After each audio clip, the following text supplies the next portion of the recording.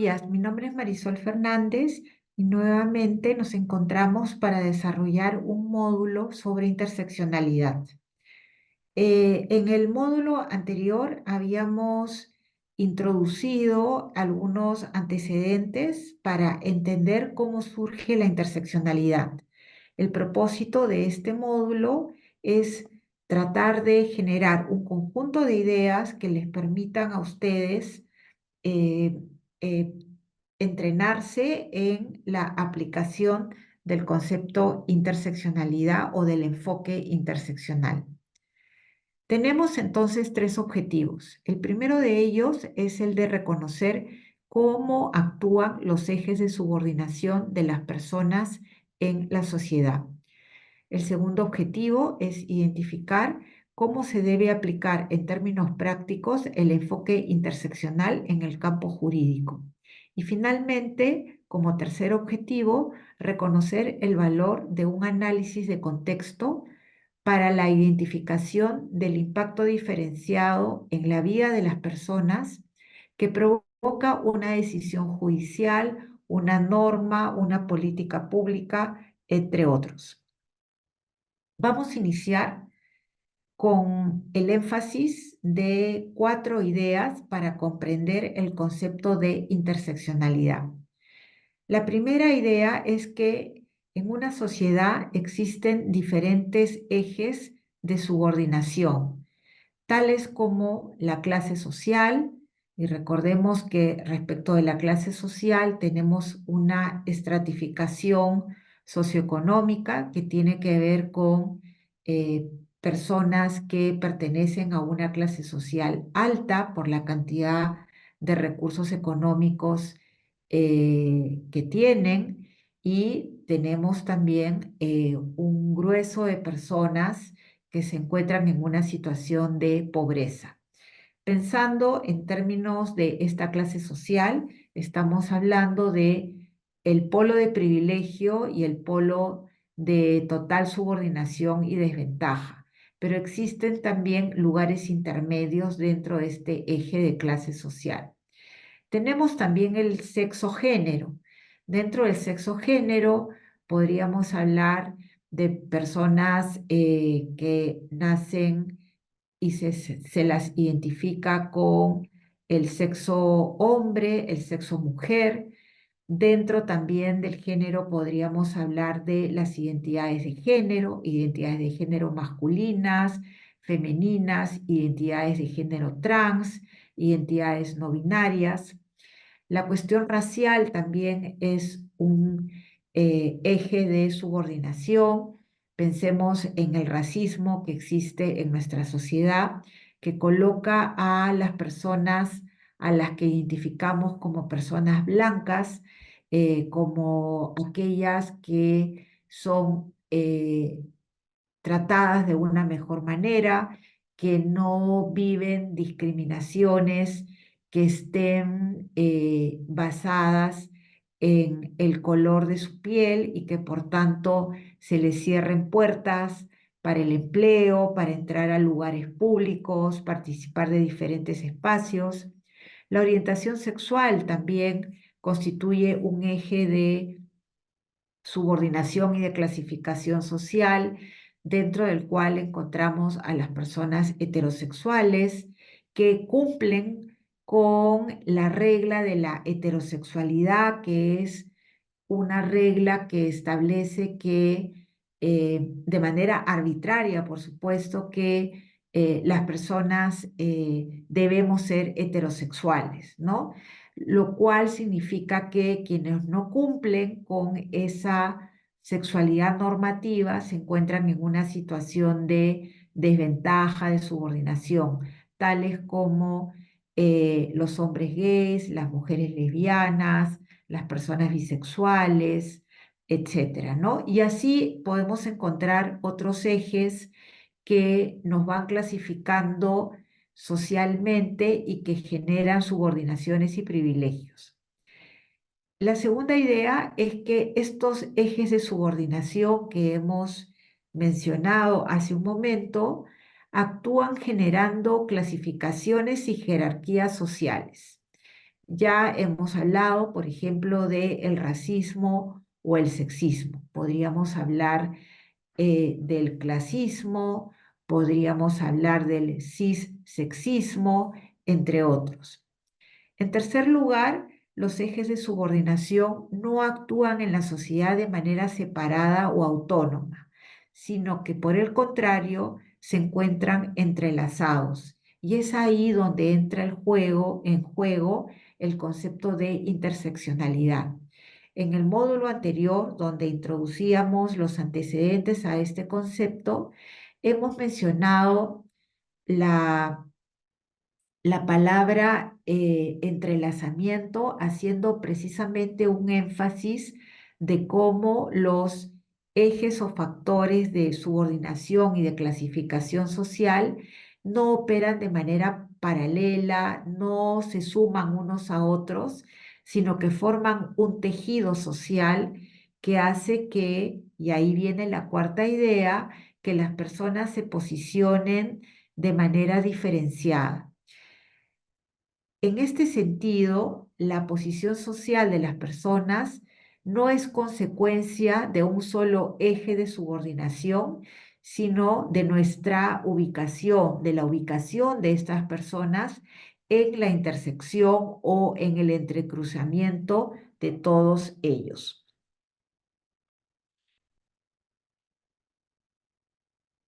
Algunos ejemplos.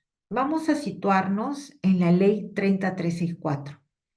La ley 30364 señala que los operadores al aplicar la ley deben hacerlo con un enfoque interseccional, el cual es definido de la siguiente manera. Y aquí cito el artículo 3, numeral 5 de la referida ley. Reconoce que la experiencia que las mujeres tienen de la violencia se ve influida por factores e identidades como su etnia, color, religión, opinión política o de otro tipo, origen nacional o social, patrimonio, estado civil, orientación sexual, condición de seropositiva, condición de inmigrante o refugiada, edad o discapacidad. Y en su caso incluye medidas orientadas a determinados grupos de mujeres.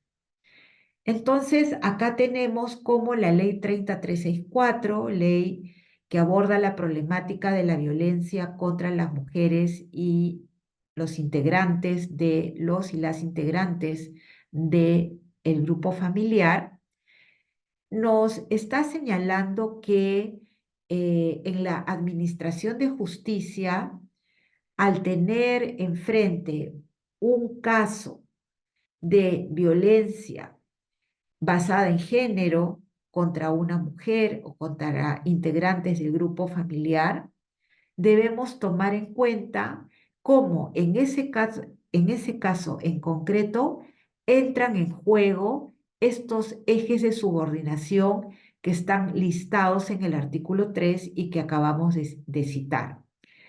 Así pues, la experiencia de violencia que vive una mujer tiene que ser analizada de manera individual. La vivencia de una mujer considerada blanca, heterosexual, con una identidad cisgénero y de clase económica privilegiada es muy distinta al de una mujer transexual, bisexual y sin recursos económicos.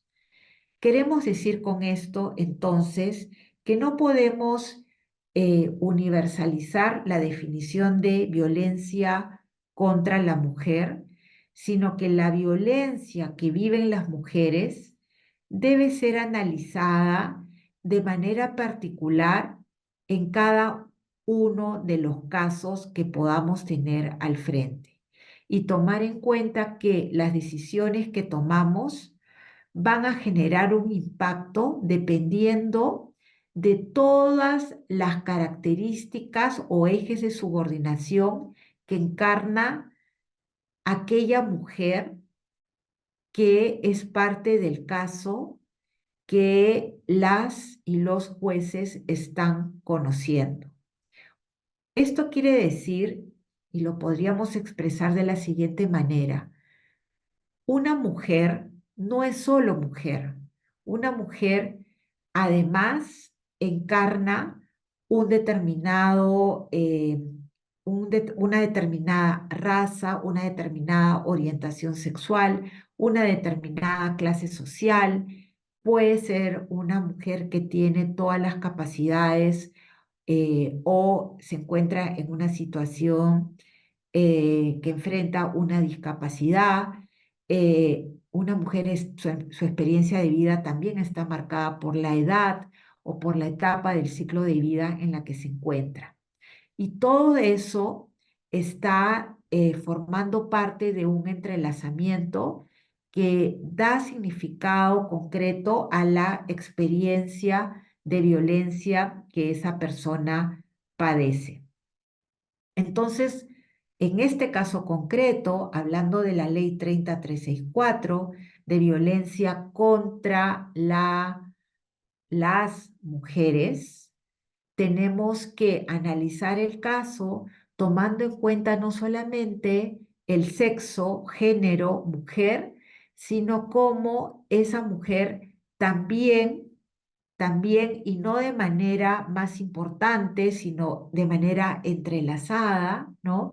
Tiene una vivencia particular porque se ubica en un determinado lugar, en la intersección, en el entrecruzamiento, en el tejido de todas esas variables que están enumeradas en el artículo 3 de la norma citada. Otra idea clave es la palabra contexto. Y aquí nos queremos referir a que la interseccionalidad implica trabajar siempre tomando en cuenta el contexto en el que se desarrollan las personas. Eso supone que no podemos trabajar en un plano abstracto, que no podemos trabajar con definiciones abstractas que emanen de una norma, sino que tenemos que tomar en cuenta en los casos concretos cuáles son los factores de vida, cuáles son las situaciones de vida que enfrentan las personas. Y ahí, en ese análisis, veremos cómo opera, por ejemplo, de manera entrelazada, eh, el sexo, la clase y la raza. Podrían ser relevantes en un determinado caso también, por ejemplo, cómo opera junto con el sexo, la clase y la raza, la cuestión de la migración, si una persona es migrante o no. Entonces, el contexto nos remite a casos específicos y nos remite a un estudio situado de una situación en concreto. Eso supone que el trabajo en el derecho no puede ser un trabajo formalista que solamente implique una operación de aplicación de conceptos normativos, sino que debe ser un estudio de caso basado en la situación concreta en que están viviendo las personas o la persona en específico que está involucrada en un caso en particular, un caso de violencia, un caso de violación a otros derechos fundamentales, un caso sobre derechos sexuales y reproductivos, un caso sobre discriminación, y acá podríamos hablar de discriminaciones múltiples, porque cuando una persona alega un factor de discriminación, en realidad ese factor de discriminación, por más que sea alegado uno de ellos, tenemos que tomarlo en cuenta de manera múltiple con otros factores o ejes de discriminación histórica que están además enumerados en nuestro texto constitucional y en las cláusulas antidiscriminatorias de los tratados internacionales en materia de Derechos Humanos, en este caso suscritos por el Estado peruano. Entonces, trabajar de manera contextual eh, hace que no caigamos en esencialismos, ¿no? Caer en un esencialismo supone básicamente pensar que, por ejemplo, la experiencia de las mujeres con relación a la violencia es una experiencia única y universal, que las mujeres, por ser mujeres, todas enfrentamos la violencia de una determinada manera.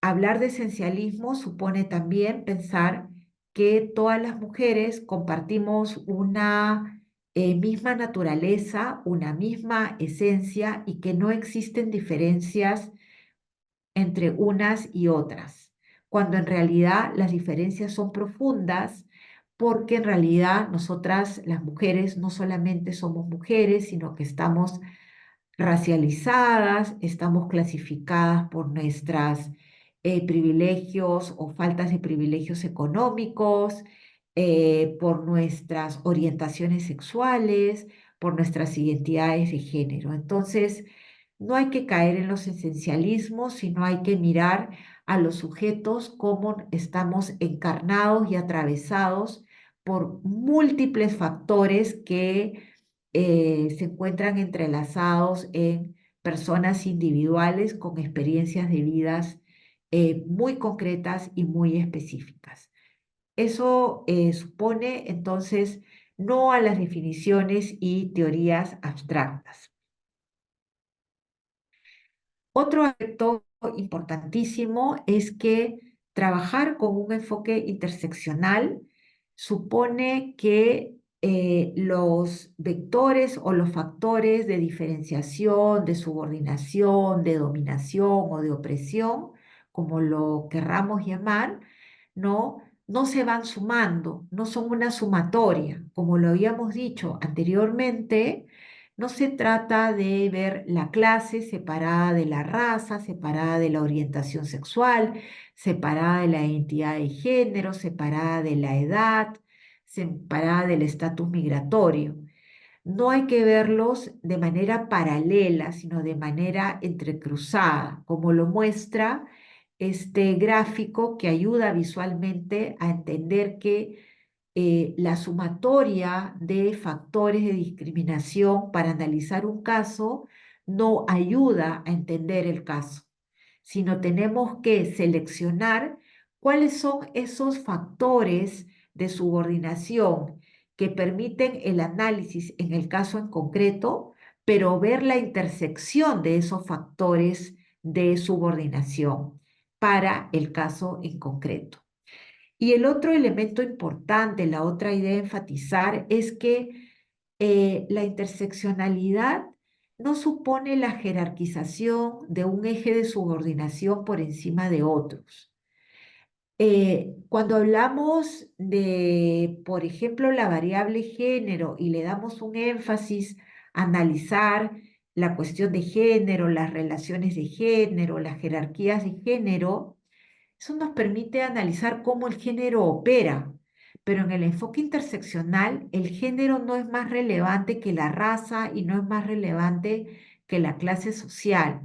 En la interseccionalidad, todos los ejes que son pertinentes para un caso en concreto van entrelazados y uno no es más importante que el otro, ¿no? Sino que es como un conjunto de colores que se han mezclado y que forman un nuevo color, ¿no? Entonces, no hay no hay un aislamiento de uno de los ejes para decir que este eje tiene más relevancia que los otros, ¿no?